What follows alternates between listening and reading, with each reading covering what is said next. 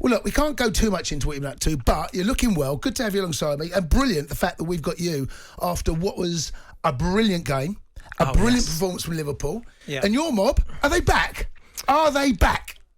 Yes. Yeah, okay. I'm confident in saying they're back. I think that was... Do you know what? From the Rangers result, I knew would get a response because that's what Liverpool needed. That's what Salah needed. That hat-trick he got, just gave him a new lease of life, really, a breath of fresh air. So it was a great performance. And against Man City, that can only be fantastic for morale and confidence going forward now. I have to say, the game itself, the first half was very cagey. I mean, I was really surprised at the way they lined up Man City, and they did leave the back three, as it turned out, quite isolated.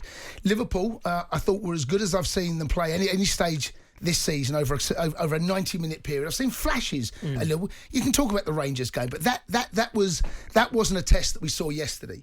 But the game really come to life when Salah went through 1v1 and the keeper's got a little fingertip on it and it just takes it past the post. That was where the game sprung into life. City got the other end, score a goal. It was disallowed. VAR. Rightly so. And rightly so. No, it's a foul. I don't think too many people... Well, I love to know what City fans think, but I don't think too many people can complain about that because Haaland does drag Firmino down, and it's a Fabinho's. It's a foul, right? Yeah. It's a foul, and it gets disallowed. But after that, the game itself was electric. It really was. And those two teams, best two teams in the country for the last 4-5 years, they go toe to toe pretty much every year. That looked like a top of the table clash. It didn't look like a team mid-table where Liverpool were, because they've had a really mixed bag of performances individually and collectively this season. But I have to say, I'm very, very impressed with Liverpool. I thought they thoroughly deserved to win it. So a number of individual performances we'll talk about, though, all over the pitch. Salah stole the show. He often gets slated, actually, for not turning up in the big games. And there's some fair criticism there, I would say, and some a bit unfairly, but the boy turned up and delivered. No, it did. And I go back again. I think it was on the back of the Rangers. I know that's not a test them, but scoring an hat-trick is always going to be great going into the next game, no matter who you play against. You score that, you take that match ball home, it's great for your confidence. And from the get-go, he looked sharp. He looked like he was interested. He looked like he could get a goal. It was a fantastic save from Edison for the first one. Yes, it was, yeah. But in doing that, you knew next time he got the opportunity, you knew exactly what he was going to do because it was carbon copy the goal. It was almost of the first chance. But when the keeper came out, instead of it along the floor, he just slightly lifts it over him. He does, doesn't he? Yeah, so he knows. But let's talk about performances. When I saw the team sheet, I saw Milner and I saw Joe Gomez. I was screaming at my TV. I wanted to. What are you screaming? I was screaming, Klopp, what the bleep are you doing? I wanted to tweet. I wanted to get involved. I was thinking, has he lost his marbles? I thought Joe Gomez was never going to start for Liverpool again after the Napoli game. Yes. And then Foden he's been on fire for Man City. Foden against an aging Milner. I was thinking, what is going on here? This is a recipe for disaster. Yeah, and I think most people, and Liverpool fans themselves, I thought Milner was the unsung hero, actually. He was fantastic. He was fantastic. And they went, so Liverpool played a 4-2-3-1 against Liverpool. Against Arsenal, I do apologise, last weekend. He changed it to a 4-4-2 eventually, going with two up top. And against Rangers, he went 4-3-3. And he's tried to mix it about. Right, because Mane has gone, he's got to try and find a new way. I asked the question last week. I can't remember who asked it to. I said, do you expect Klopp to stay 4-3-3 now for the foreseeable future? I think after that, he's got to, hasn't he? He's got to, yeah. Because that's what... It's like if the record's not broke, you don't fix it. Exactly that. OK, Mane's gone. He's a big part of Liverpool's formation, Liverpool's philosophy and how they played. But when you've got Jota out there who can do a job... Then Núñez was out there. He looked just as good. He's quick, pace. He likes to get at defenders. So you can also play Núñez there as well. Yeah. So you don't have to break that formation. Firmino's came in. He's played great. Obviously, Salah, you keep him on the right all the time. He drifts in, plays. Of course you do. Drifts in, play. And the main striker can do both jobs, but you keep him out there. So I think now you've got to keep the three.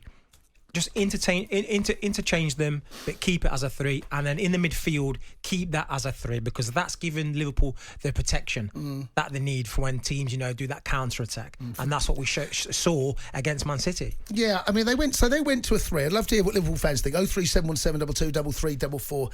City went to a 3. It took me a while. I'm watching it thinking, their wing, is it lopsided? You know, is Ake left back? And have they got Cancelo really going high? Is he a left back? And eventually you can work at that. It actually is a 3. And they took risks. Risk and reward. City do that. I'd love to know what City fans think that in a game like that, when a number of people have made it at this point, it's not just me, but over the last 24 hours or so, Liverpool this was a good time to go and play Liverpool in a game like this. Why has Pep changed it? Why has he made changes that actually hasn't had any effect really on the game, and not changing it as the game is going on? You've got subs. Make that. You could see that Liverpool were growing in confidence. Liverpool were the side now that you felt perhaps, especially after that first chance that Salah had. You know, and there was one. Jota should have scored as well, header fast. Yeah. I know Haaland had chances as well. I don't think as clear cut, but there were one or two chances. But why do you think Pep changed it? And then why do you think he didn't affect the game as it went on?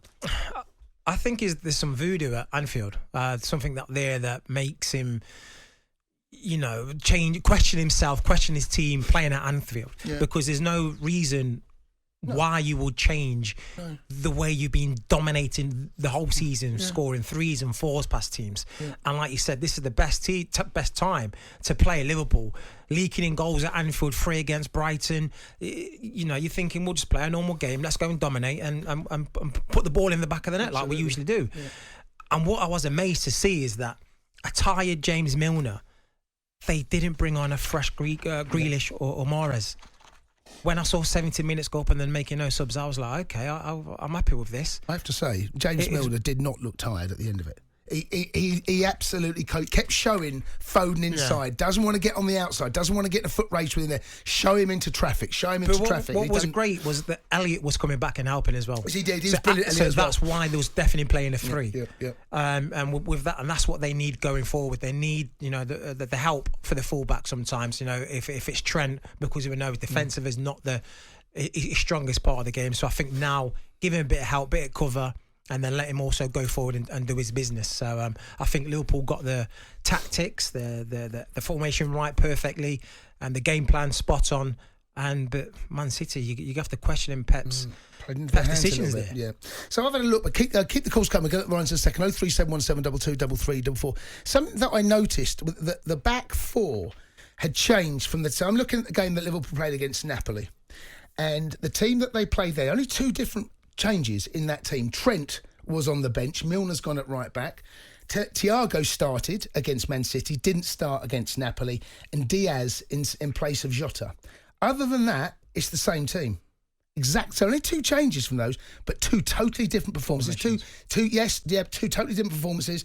And defensively, Liverpool was stronger, and also Salah back to his very best, as was Van Dijk, and Gomez took a lot of the credit there. But defensively, Liverpool looked different. The Sports Bar with Jamie O'Hara and Jason Cundy. Monday to Thursday nights from 10 on AM, on DAB, via the talkSPORT app and on your smart speaker. talkSPORT.